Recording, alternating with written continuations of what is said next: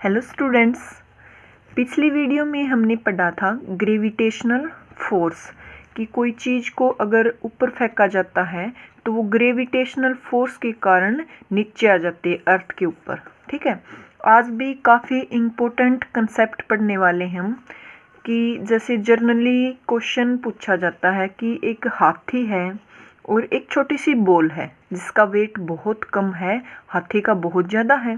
ठीक है, हाथी और बॉल को अगर दोनों को सेम हाइट से ऊपर से नीचे गिराया जाता है तो वो ज़मीन पे कौन पहले पहुंचता है। ठीक है, तो ऑब्वियसली अगर किसी से आंसर पूछा जाता है इसका तो ऐसे कहेंगे कि हाथी में ज़्यादा वजन है तो वो पहले पहुंचेगा, जबकि ऐसा नहीं है। हाथी और बॉल को अगर सेम हाइट से ऊपर से नीचे गिराया जाता है तो ज़मीन के ऊपर दोनों एक साथ ही पहुंचते हैं। अब क्यों पहुंचते हैं इसका आंसर ये वीडियो देखने के बाद ही मिलेगा। ठीक है, या फिर ये कहें कि एक बच्चा है जिसका वेट अर्थ के ऊपर 36 किलोग्राम है। ठीक है, अगर चांद के ऊपर उस बच्चे का वेट चेक किया जाता है तो मात्र 6 किलोग्राम ही मिलता है, बाकी वेट कहाँ गया ये। ठीक है, तो इस क्वेश्चन का आंसर भी ये वीडियो देखने के बाद ही पता चलेगा। तो आइए स्टार्ट करते हैं। देखो कितना वेट कम हो गया। ठीक है, चांद पे ये अर्थ का वेट है और चांद पे उसी बालक का अगर वेट किया जाता है तो 6 किलोग्राम ही रह जाता है, तो बाकी कहाँ गायब हो जाता है वो सब देखेंगे। देखिए टॉपिक हमारा फ्री फॉल। ठीक है, the object fall toward the earth under the gravitational force alone। ये कह रहा है कि कोई ऑब्जेक्ट है, ठीक है, अगर वो नीचे गिराया जाता, फॉल किया जाता है तो सिर्फ अगर इस ऑब्जेक्ट के ऊपर ग्रेविटेशनल फोर्स ही काम करता है, we say that the object are in free fall. Free fall कब बोलेंगे?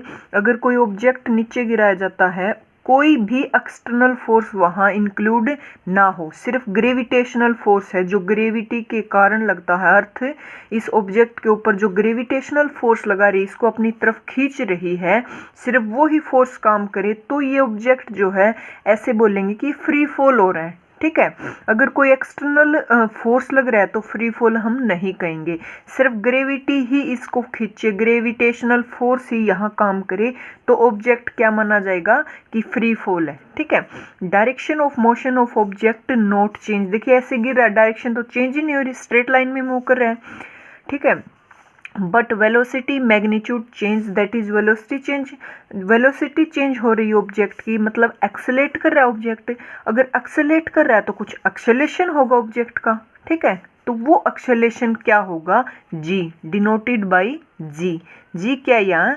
Acceleration due to gravity. देखिए जनरली हम एक्सेलेशन कौन सा यूज करते हैं? ए से डिनोट करते हैं, ए इज एक्सेलेशन। बट मैं डिफरेंस बता रही हूँ दोनों में कि what is difference between this acceleration and g acceleration. देखिए जो ए एक्सेलेशन होता है, कोई भी एक्सटर्नल फोर्स अगर ऑब्जेक्ट के ऊपर लगाया जाता है तो जो ऑब्जेक्ट एक्सेलेट होगा उसमें कुछ एक्सेलेशन होगा, दिस इज ए, कोई भी external force. But g acceleration कौन सा है? सिर्फ ग्रेविटेशनल फोर्स ही काम करे, सिर्फ ग्रेविटेशनल फोर्स ही ऑब्जेक्ट पे लगे, उस वजह से जो ऑब्जेक्ट के अंदर एक्सेलेशन आता है दिस इज जी। ये दोनों के अंदर डिफरेंस है, बाकी हैं दोनों ही एक्सेलेशन। तो G is acceleration due to gravity, this is denoted by G. Units क्या होती? अब दोनों एक्सेलेशन है तो यूनिट भी सेम होगी। इसकी यूनिट मैंने क्या बताई थी? मीटर पर सेकंड स्क्वायर, पिछली वीडियो में बता चुकी मैं इसकी यूनिट्स। तो जी की यूनिट क्या होगी? मीटर पर सेकंड स्क्वायर। ठीक है, देखिए फोर्स क्या होता है? फोर्स का फॉर्मूला होता है according to equation of motion third second. ठीक है, mass into acceleration. Mass is m, acceleration due to gravity is g, तो फोर्स क्या हो गया? mg। ठीक है, अब पिछली वीडियो में हमने पढ़ा था कि दो ऑब्जेक्ट अगर मास है उनका तो उनके बीच में एक अट्रैक्टिव फोर्स लगेगा, दिस इज ग्रेविटेशनल फोर्स। और फॉर्मूला क्या था उसका? g, जो कि ग्रेविटेशनल कांस्टेंट है, m by d square। m is mass of first object, this m is mass of second object, d is distance between both of the object। ठीक है, this is gravitational force और एक force हमने अभी find out किया है, तो इसका मतलब है तो दोनों फोर्स तो इक्वल होने चाहिए। इक्वेशन 1 एंड 2 को हम इक्वल कर रहे हैं। फर्स्ट को लिख दिया, सेकंड को इक्वल में रख दिया, मास से मास कैंसिल हो गया। यहाँ जो g की वैल्यू है एक्सेलरेशन ड्यू टू ग्रेविटी, इसकी वैल्यू निकल के आई है G M D square, g is equal to G M by D square. The value of g is only depend on mass of the earth and distance d।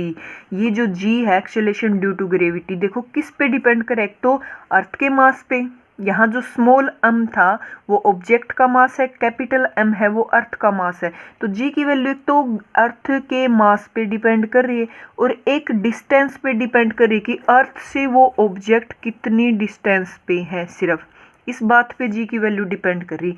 जो object का मास है small m, उस पे तो वो depend ही नहीं कर रही जी की वैल्यू, ठीक है। ये काम आएगी आगे, तो ध्यान रखना। देखिए if d is equal to R, मतलब ये कह रहा है कि जो डिस्टेंस है अगर वो रेडियस ऑफ अर्थ के इक्वल हो तो जी की क्या वैल्यू होगी। इस d की जगह क्या रख देंगे, r रख देंगे। अगर दोनों इक्वल है तो d की जगह r पुट किया तो g इज इक्वल टू आ गया G M by R square, ठीक है। नेक्स्ट देखिए, the earth is not perfect square. Earth हमारी एकदम सर्कल नहीं है बल्कि इस शेप में है, एक परफेक्ट सर्कल न होके, देखिए यहाँ मैंने स्क्वायर लिख लिया शायद गलती से, सर्कल या स्फीयर आना था, ठीक है। स्फीयर शेप की नहीं है बल्कि इस शेप में है, ठीक है। तो देखिए यहाँ जो पोल है ये लेंथ है, ये भी सपोज करो r1 है और ये साइड इक्वेटर है, ये वाली जो रेडियस है इसकी r2 है। तो दिख रही कि r1 कम है r2 से, तो यहाँ जो g की वैल्यू है जो कि r पे डिपेंड करती है, अगर r कम है जहाँ, वहाँ g की वैल्यू क्या होगी, ज़्यादा होगी, क्योंकि इन्वर्सली प्रोपोर्शनल है दोनों। तो r की वैल्यू ये कम है इससे, तो पोल पे g की वैल्यू ज़्यादा होगी। सिर्फ ये बता रहा है कि पोल के ऊपर जो g की वैल्यू होती है वो ज़्यादा होती है इक्वेटर से, क्योंकि इक्वेटर वाली जो रेडियस है वो ज़्यादा है पोल से, ठीक है। यहाँ सिर्फ कंपैरिजन करा कि जिसकी रेडियस कम होगी वहाँ g की वैल्यू ज़्यादा होगी, क्योंकि इन्वर्सली प्रोपोर्शनल है, ठीक है। अब देखिए न्यूमेरिकल में हम सीधे ही g की वैल्यू पुट कर देते हैं, तो g की वैल्यू जो एक्सेलरेशन ड्यू टू ग्रेविटी है उसके अगर वैल्यू निकाले हम फिक्स न्यूमेरिकल में, तो वो कैसे निकालते हैं। देखिए फॉर्मूला भी ड्राइव किया था हमने, g इज इक्वल टू होता है G M by R square. G की वैल्यू तो फिक्स है, जो ग्रेविटेशनल फोर्स है वहाँ लिखी थी कि कांस्टेंट है ये ग्रेविटेशनल कांस्टेंट, और वैल्यू होती है इसकी 6.7 10 to the power -11 newton metre square पर kilogram square. Mass of earth क्या होता है, ये mass of radius of earth क्या होती है ये। तो यहाँ सिर्फ पुट कर दी सभी वैल्यू, 3 वैल्यू हैं, 3 हमारे पास गिवन है, फॉर्मूला के अंदर पुटअप की और जी की वैल्यू क्या निकल के आई 9.8 मीटर पर second square, unit of acceleration, ठीक है। जी इक्वल टू क्या आ गया 9.8। न्यूमेरिकल में अगर गिवन हो हमें जी की वैल्यू ये पुट करो तो हमें 9.8 ही पुट करनी पड़ेगी। बाकी कुछ न्यूमेरिकल में अगर फिक्स नहीं कर रखा हो तो हम 10 पुट कर देते हैं ताकि कैलकुलेशन जो है ईजी हो जाए। 9.8 की जगह क्या पुट कर देते हैं 10, करीब है बिल्कुल 10 के, इसलिए तो ये याद रखनी है जी की वैल्यू क्या होती 9.8 मीटर पर सेकंड स्क्वायर, ठीक है। यहाँ से निकल के आई ये। नेक्स्ट देखिए, motion of object under the gravitational force of the अर्थ, ठीक है। क्या कह रहा है कि जो ग्रेविटेशनल फोर्स की वजह से ऑब्जेक्ट का मोशन है अर्थ पे वो कैसे होता है वो देखेंगे। देखिए जी की वैल्यू जो फॉर्मूला हमारा था G is equal to small G is equal to G M by R square. तो जी किस किस पे डिपेंड कर रहा है, mass of the earth and radius पे, हाइट पे, ठीक है, या डिस्टेंस कह सकते हैं कि अर्थ और ऑब्जेक्ट के बीच की डिस्टेंस पे। तो इसका मतलब क्या हुआ, जो ऑब्जेक्ट का मास है स्मॉल m उस पे तो जी डिपेंड ही नहीं कर रहा, ठीक है। This means that all object चाहे होलो हो, सॉलिड हो, बिग हो या स्मॉल हो, should fall at the same rate. इसका मतलब चाहे ज़्यादा वेट का हो, बिग हो ऑब्जेक्ट चाहे स्मॉल हो, अगर उनको सेम हाइट से, क्योंकि हाइट पे तो डिपेंड कर ही रहा है, ठीक है, सेम हाइट से अगर गिराया जाता है अर्थ के ऊपर तो वो एक साथ ही पहुंचेंगे, क्योंकि इनके मास पे तो जी की वैल्यू डिपेंड ही नहीं करती, ठीक है, कहीं नहीं आ रखा इनका मास, सिर्फ इसके बीच की डिस्टेंस पे डिपेंड करती है इस पे। तो बीच की डिस्टेंस तो हम सेम ही ले रहे हैं, दोनों को सेम हाइट से ड्रॉप कर रहे हैं, ठीक है। तो अर्थ पे जो है सेम ही टाइम से दोनों पहुंचेंगे, चाहे बड़ा हो छोटा हो।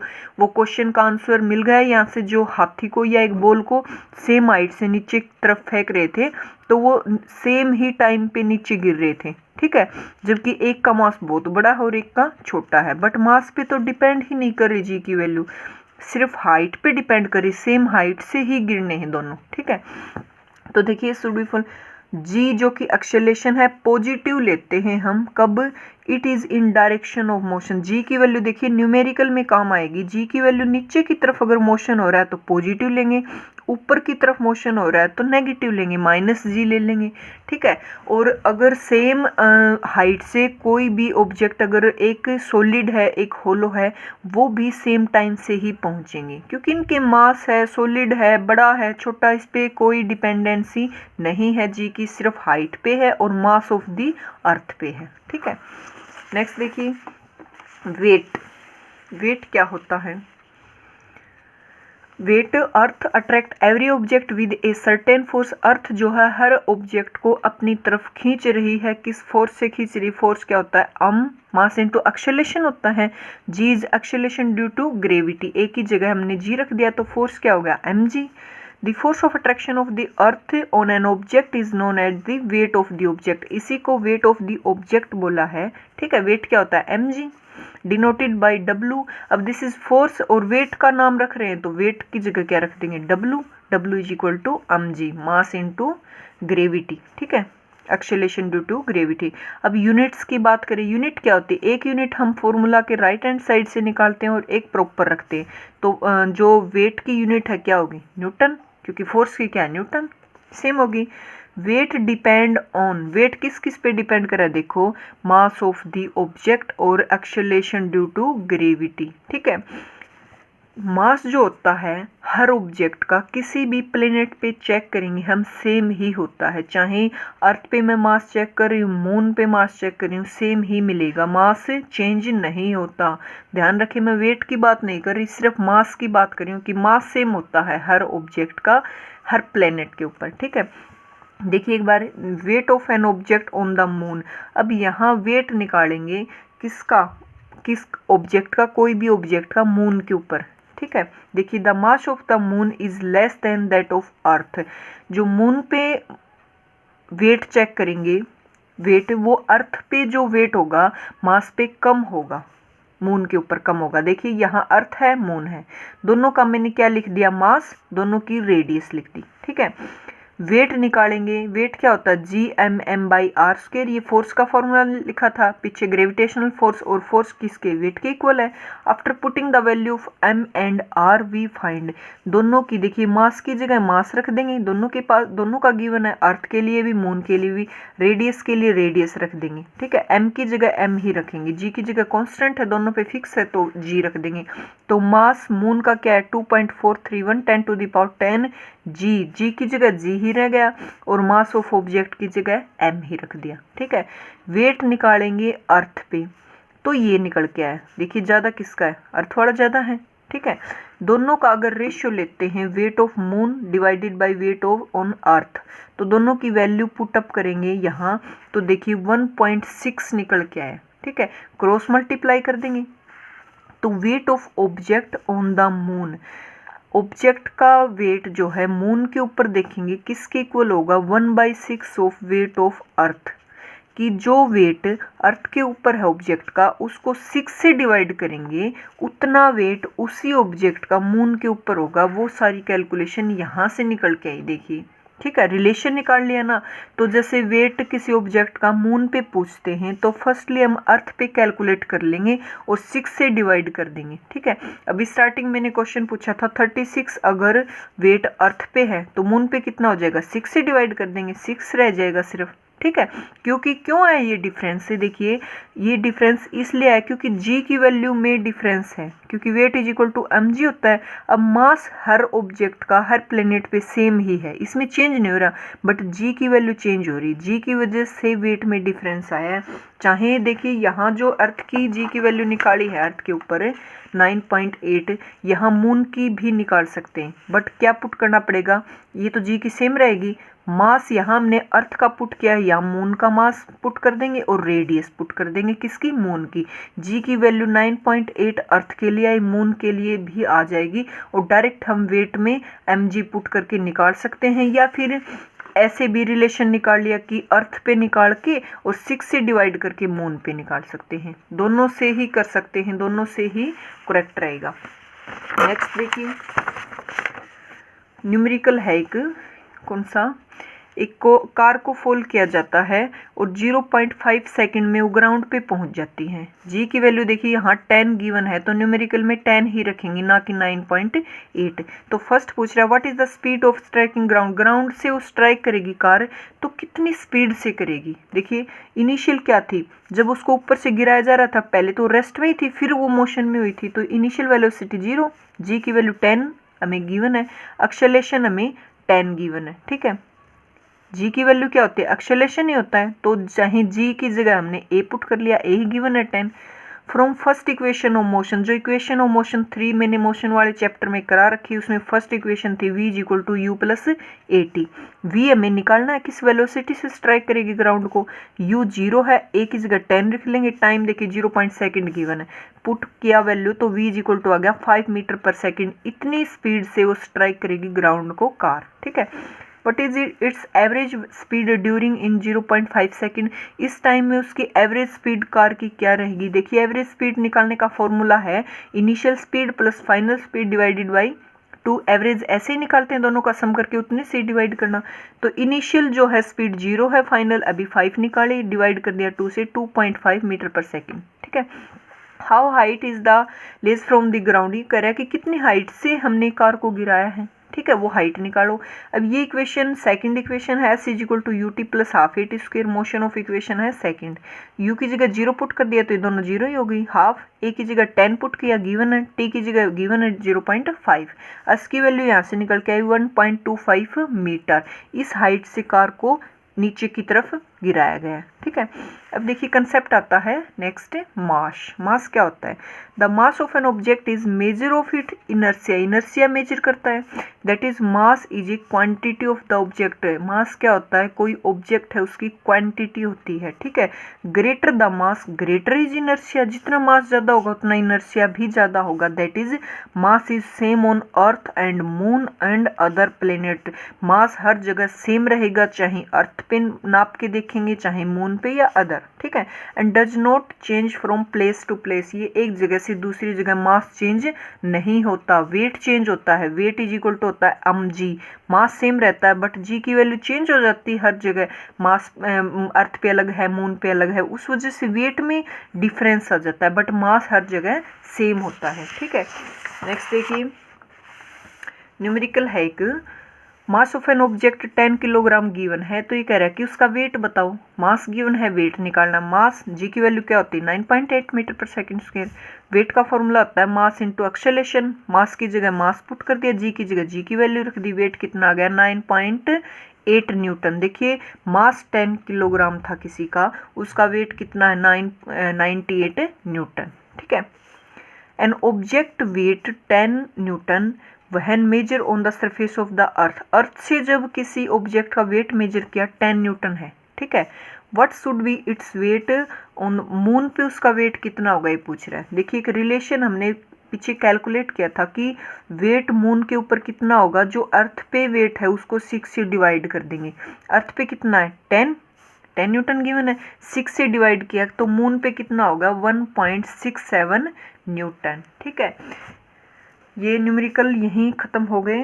देखिए एक क्वेश्चन पूछती हूँ मैं, एक छत से किसी बॉल को नीचे से ऊपर फेंका जाता है, ठीक है। ऊपर छत पे कोई लड़का खड़ा है जिसने बॉल के ऊपर ऐसे फोर्स लगा दिया, हाथ से ऐसे कर दिया, वो बॉल ऊपर आई छत पे और उसने हाथ से ऐसे कर दिया और वो फिर नीचे चली गई। तो क्या ये फ्री फॉल था? इस क्वेश्चन का आंसर जो है कमेंट बॉक्स में करें कि उसने ऊपर से ऐसे हथेली से फोर्स लगा दिया और बॉल नीचे, ऑब्वियसली बॉल तो नीचे आनी थी, अगर नीचे ऊपर फेंकते हैं बॉल को तो नीचे तो आएगी, बट यहाँ कोई लड़का खड़ा था और उसने हाथ से ऐसे फोर्स लगाया और अब बॉल नीचे आ रही, तो क्या ये फ्री फॉल है? ठीक है, इस क्वेश्चन का आंसर कमेंट बॉक्स में कमेंट करें। अगर वीडियो पसंद आई, कुछ समझ आया तो प्लीज़ लाइक करें। Thank you.